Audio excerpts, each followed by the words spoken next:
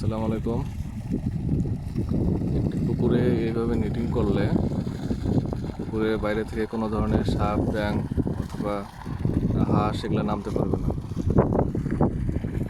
যার ফলে দেখা যায় যে তারা অনেক সময় রোগবালাই ক্যারি করে, রোগবালাইগুলো একটু পুকুরে কম হবে।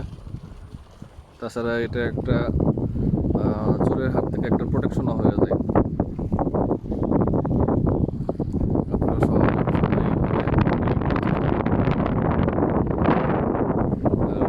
পুকুরের পাড়ে